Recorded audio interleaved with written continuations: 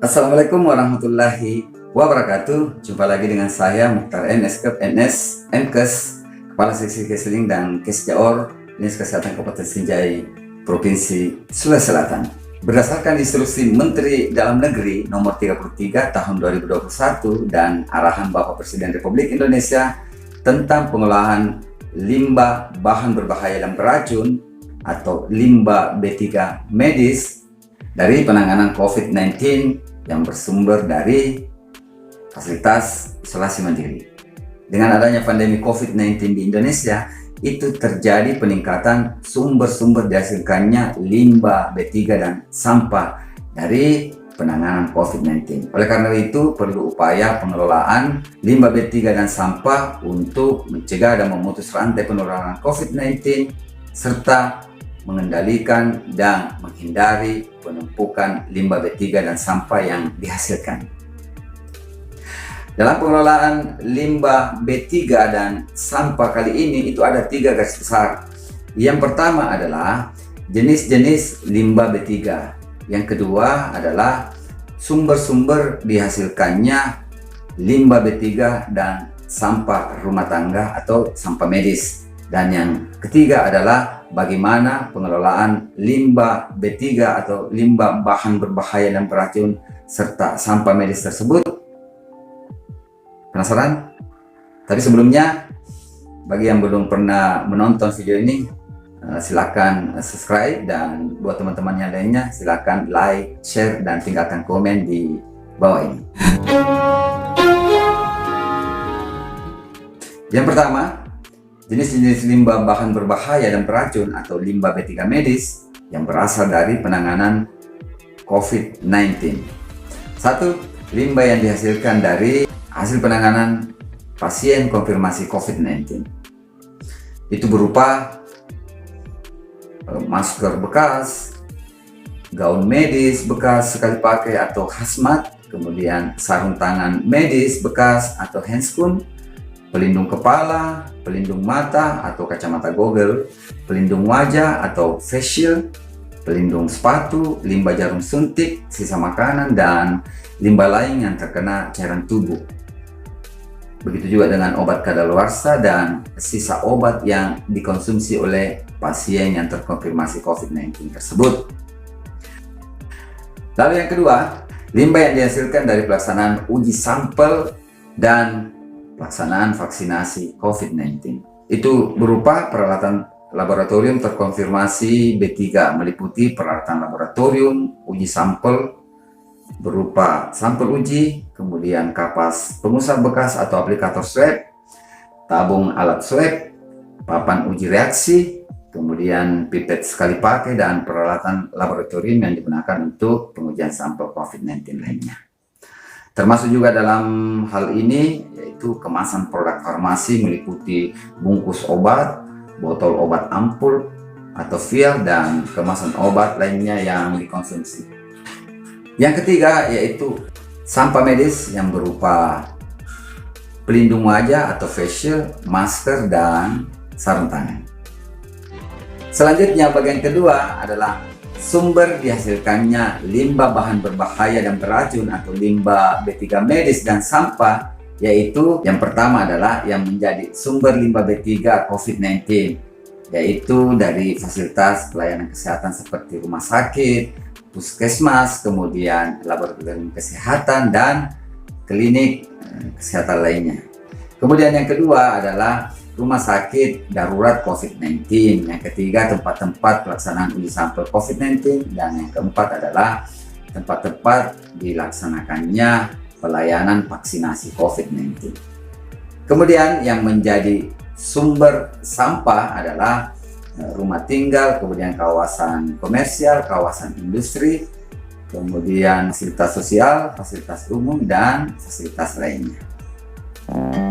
Selanjutnya yang ketiga, nah ini yang paling penting, bagaimana pengelolaan limbah B3 COVID-19 dan sampah medis.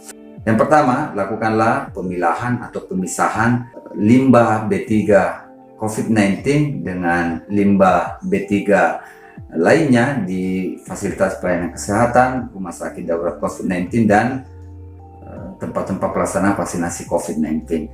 Selanjutnya dilakukan pengemasan dengan menggunakan kemasan yang berwarna kuning dan tertutup, kemudian tidak bocor dan kedap udara. Selanjutnya setelah dikemas, dilakukan penyimpanan di tempat yang tertutup, kemudian dengan ada penerangan maksimal paling lama 2 hari setelah ditimbulkannya sampah tersebut. Selanjutnya untuk fasilitas pelayanan kesehatan rumah sakit darurat COVID-19 dan pelaksanaan vaksinasi COVID-19, jika melakukan pengelolaan limbah B3 apabila memiliki fasilitas insinerator dengan suhu minimal 800 derajat Celcius dan atau memiliki fasilitas autoclave. Selanjutnya yang ketiga adalah melakukan desinfeksi atau penyemprotan terhadap alat pelindung diri atau APD yang bisa dipakai ulang. Yang keempat, bagi fasilitas pelayanan kesehatan rumah sakit darurat COVID-19 dan pelaksanaan vaksinasi COVID-19 yang tidak memiliki fasilitas pengelolaan limbah B3, maka limbah B3-nya itu diserahkan kepada pihak pengelola limbah B3 dengan menggunakan kendaraan pengangkut limbah B3 yang selanjutnya dilakukan pengelolaan limbah B3 oleh pihak ketiga tersebut. Selanjutnya terhadap hasil kegiatan pengelolaan limbah B3 tersebut yang berupa residu hasil pengelolaan insinerator, fly ash, button ash, residu pengelolaan flue gas dan lain-lain, serta residu dari hasil autoclave itu diserahkan ke pengelola limbah B3. Kemudian limbah B3 yang dihasilkan dari fasilitas isolasi mandiri seperti hotel dan wisma itu diserahkan pengelolanya kepada pemilik hotel dan wisma tersebut atau bekerja sama dengan layanan kesehatan dengan melakukan pengemasan dengan menggunakan kemasan plastik berwarna kuning yang tertutup, tidak bocor dan kedap udara dengan cara diikat. Kemudian yang kedua, melakukan penyimpanan paling lama 2 hari sejak dihasilkannya pada suhu kamar pada fasilitas penyimpanan limbah B3 atau tempat yang dipusingkan sebagai tempat penyimpanan limbah B3. Nah teman-teman, untuk syarat tempat penyimpanan limbah B3 itu minimal dia mempunyai atap, kemudian lantainya kedap air dan mempunyai sistem penerangan. Selanjutnya, menyerahkan limbah B3 itu kepada pihak pengelola limbah B3 dengan menggunakan kendaraan pengangkut limbah B3 yang dilengkapi dengan bukti dan dokumen serah terima limbah. Kemudian dalam hal fasilitas isolasi mandiri tidak dapat mengakses pengelolaan limbah B3, itu limbah B3-nya diserahkan kepada dinas atau instansi yang menangani hal tersebut seperti lingkungan hidup atau kebersihan, lalu kemudian disimpan di tempat yang telah ditentukan dan selanjutnya dilakukan pengelolaan limbah B3 sesuai dengan peraturan perundang-undangan yang berlaku.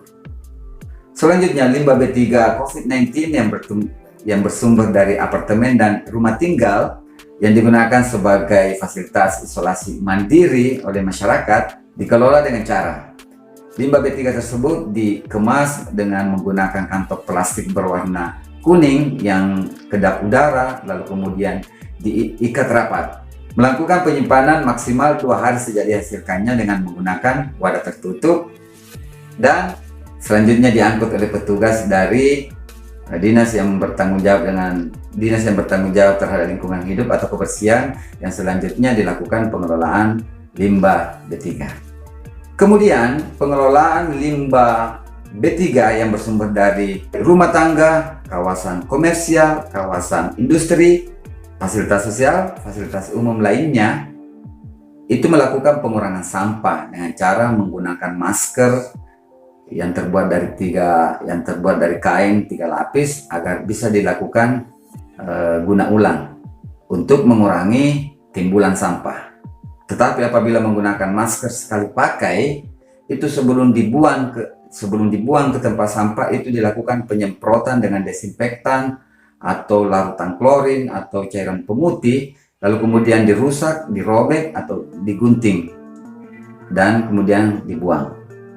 Dan selanjutnya pemerintah daerah itu seyogyanya menyiapkan fasilitas penampungan atau pengumpulan ataupun depo yang harus memenuhi syarat paling sedikit memiliki lokasi yang bebas banjir, kemudian mempunyai atap, lantainya kedap air, sistem penerangan, serta pagar pengaman. Tata cara pengemasan dan penyimpanan itu harus memenuhi kaidah-kaidah penyimpanan limbah B3 dari fasilitas kesehatan. Yang kedua adalah tempat sampah dan drop box untuk sampah masker. Nah, itulah yang dapat saya sampaikan pada kesempatan ini terkait dengan pengelolaan limbah bahan berbahaya dan beracun dan sampah medis yang dihasilkan dari penanganan COVID-19. Nah, untuk lebih jelasnya, silakan Anda download dan membaca Surat Edaran Menteri DLHK nomor SE/Men-LHK/bulan 3 2021 tentang pengelolaan limbah B3 dan sampah dari penanganan COVID-19. Saya juga mengingatkan kepada teman-teman sekalian, jangan lupa nonton video terbaru dari saya yang ini dan video terbaik untuk Anda yang ini. Serta jangan lupa like, share, dan subscribe channel saya yang ada di sini. Terima kasih telah menonton, sampai jumpa dan salam sehat selalu.